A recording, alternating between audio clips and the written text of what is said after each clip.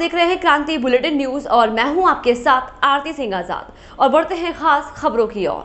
लक्सर क्षेत्र का स्वास्थ्य विभाग महकमा अभी तक डेंगू मुक्त तमगे का ढोल पीटता चला आ रहा था, मगर अब प्रदेश की राजधानी देहरादून की तर्ज पर लक्सर में भी डेंगू की ऐसी दस्तक हुई कि इसकी बढ़ती गंभीरता का संज्ञान जनपद के जिलाधिकारी को लेना पड़ा। दरअसल तकरीबन हफ्ते भर से लक्सर तहसील क्षेत्र का बसेड़ी खादर नामक गाँव डेंगू की चपेट में आकर इसके प्रकोप को कुछ इस तरह झेलने पर मजबूर हो गया कि स्वास्थ्य विभाग को औचक निरीक्षण करते हुए गाँव में ही कैंप लगाकर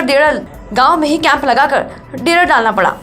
इतना ही नहीं बल्कि लक्सर नगर पालिका परिषद विभाग की मदद के जरिए फॉगिंग कार्य भी जिलाधिकारी के नेतृत्व में स्थानीय उप जिला मजिस्ट्रेट के निर्देशों पर शुरू कर दिया गया है। तो वहीं इसके अलावा गांव में सुबह शाम दवाइयों का छिड़काव करते हुए डेंगू संबंधित मच्छरों के लार्वा को नष्ट किया जा रहा है।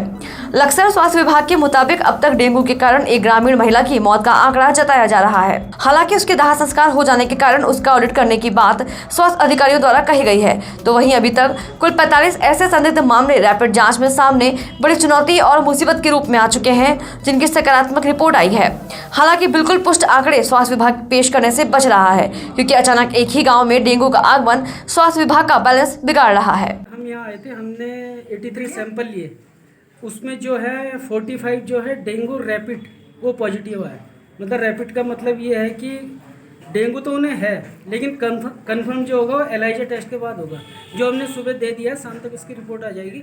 तो हम कह सकते हैं कि पक्की तौर पे वो डेंगू पॉजिटिव है। डेंगू की 45 हमने पॉजिटिव किए थे, मतलब पॉजिटिव आए थे हमारे कार्ड से ना।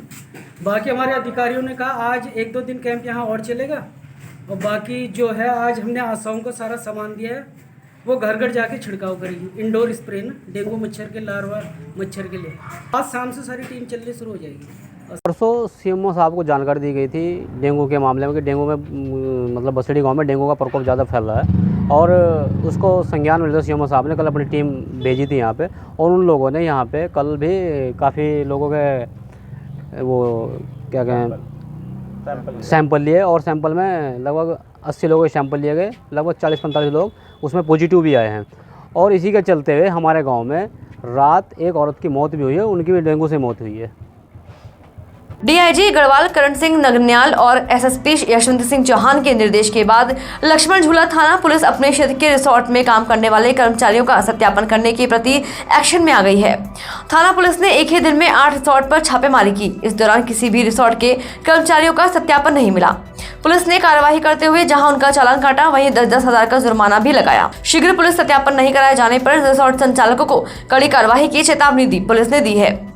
लक्ष्मण झूला थाना प्रभारी निरीक्षक विनोद सिंह गुसाई ने बताया कि सुरक्षा की दृष्टि से रिसोर्ट की चेकिंग लगातार की जाती रहेगी। डीआईजी गढ़वाल करण सिंह नगन्याल ने बताया कि सभी थाना पुलिस को अपने अपने क्षेत्र में रिसोर्ट की चेकिंग करने के निर्देश दिए गए हैं। इसी कड़ी में लगातार चेकिंग अभियान चलाया जा रहा है। में पूरे रेंज में हमारे जितने भी जनपद है, 7 के 7 जनपद को निर्देशित कर दिया गया है कि वो जितने भी रिजॉर्ट इत्यादि है, एक तो वो लीगल जगह में है या इलीगल जगह में है, गैर और किसी तरह का ऐसे अनैतिक या गैर कानूनी गतिविधि होती है तो उसके संबंध में या उनकी आम शोहरत कैसी है, क्या है, इस संबंध में जांच करने के लिए सभी को निर्देशित कर दिया गया है। यहाँ आपका जो क्षेत्र लक्ष्मण झूला देख रहे हैं आप, इनको भी इसी तरह से निर्देश निर्गत कर दिए गए थे कि सब की सूची बना लिया जाए, सबके बारे में जांच कर लिया जाए, और आम शोहरत जो है आसपास के जो हमारे जनता है यहाँ के, उनसे भी जानकारी प्राप्त करके अपनी जांच आख्या सबमिट करने के लिए निर्देशित कर दिया गया, और इस ओर काम चल रहा है अभी इसमें।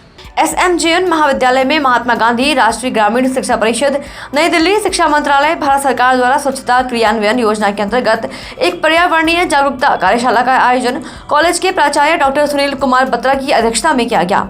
अपने अध्यक्षीय भाषण में कॉलेज के प्राचार्य डॉक्टर सुनील कुमार बत्रा ने पर्यावरण जागरूकता की महत्ता को बताते हुए सतत विकास व स्वच्छता क्रियान्वयन के लिए सामूहिक प्रयासों को महत्वपूर्ण बताया। उन्होंने छात्र छात्राओं व शिक्षकों को स्वच्छता क्रियान्वयन योजना के अंतर्गत बनाए जा रहे प्रकोष्ठ में सहभागिता का भी आह्वान किया। उन्होंने कॉलेज द्वारा चलाए जा रहे जल संरक्षण, गौरव संरक्षण तथा पर्यावरणीय जागरूकता के लिए चलाए जा रहे कार्यक्रमों की जानकारी भी दी। मुख्य वक्ता के रूप में महात्मा गांधी राष्ट्रीय ग्रामीण शिक्षा परिषद, शिक्षा मंत्रालय, भारत सरकार की ओर से नामित रिसोर्स पर्सन व कॉलेज के assistant professor doctor Vijay Sharma ने कार्यशाला में उपस्थित छात्र छात्राओं और शिक्षकों को शिक्षा मंत्रालय, भारत सरकार द्वारा चलाई जा रही स्वच्छता क्रियान्वयन योजना के विषय में विस्तृत जानकारी दी।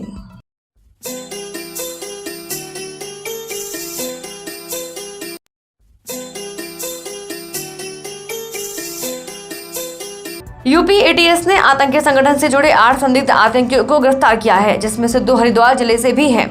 आपको बता दें कि हरिद्वार जिले से पहले भी लंढोरा क्षेत्र से 4 संदिग्ध आतंकी पकड़े गए थे। वहीं अब रुड़की के नगला इमरती क्षेत्र से एक को युवक आतंकी संगठन से जुड़े होने के शक में पकड़ा गया है। वहीं परिजनों का कहना है कि वो पिछले महीने से ज्वालापुर में रहता था और फेरी का काम करता है। उन्हें आज तक आतंकी संगठन या बांग्लादेश से जुड़े होने के बारे में कुछ भी जानकारी नहीं है। उसका परिवार नगला इमरती में रहता है। संदिग्ध आतंकी मुदस्सिर ने बांग्लादेशी युवक को ज्वालापुर में पनाह दी थी। फिलहाल परिजनों का कहना है कि उन्हें पूरा भरोसा है कि उनका बेटा बेगुनाह साबित होगा। पता उनका बाहर क्या संबंध था उसका। यहाँ तो मेरा नाम मुजम्मिल है, मैं उनका बड़ा भाई हूँ। क्या लगता है आपको, किस तरीके का व्यक्ति था उनका? क्या व्यक्ति तो बिल्कुल सीधा सच्चा था हमारे साथ, बिल्कुल हमें उसका कुछ नहीं पता था क्या नाम, किसी से कोई संबंध है या नहीं है, हम इस मामले में कुछ नहीं कह सकते बिल्कुल। तो क्या क्या मानते हैं, उसको किसी काम में संलिप्त वगैरह पाए गए? क्या आपको सूचना पहले से थी क्या? नहीं, कोई सूचना में पहले से नहीं थी। 4 बच्चे हैं। बच्चे यहीं पे रहते हैं उनके। 8 दिन में 1 दिन आते थे घर पे। जवालापुर में तकरीबन 1-1.5 महीने के आसपास से हो गए। कपड़े का काम करते थे। आप के बारे में किस तरीके का व्यक्ति, क्या करता था, क्या कहाँ से रहता था? बस वो तो बता दिया, कपड़ा पे कारोबार था उसका, बस और क्या। कब से काम कर रहा था? क्या आपको पता लगा कि हम कोई उठा के ले गए उसको? ना, हमारा कोई मालूम नहीं। अच्छा, ज्वालापुर में कब से रह रहा था? जवालापुर में मुझे 1 महीना या 1.5 महीने करीब लगभग रहा था। अच्छा, तो लखनऊ से कोई फोन फान आपके पास आया हो? ना, बस मुझे मालूम नहीं। मैं मेरा भाई था वो जो गया तो यहाँ से। फिलहाल इतना ही। खबरों में लगातार बने रहने के लिए देखते रहें क्रांति बुलेटिन न्यूज। नमस्कार।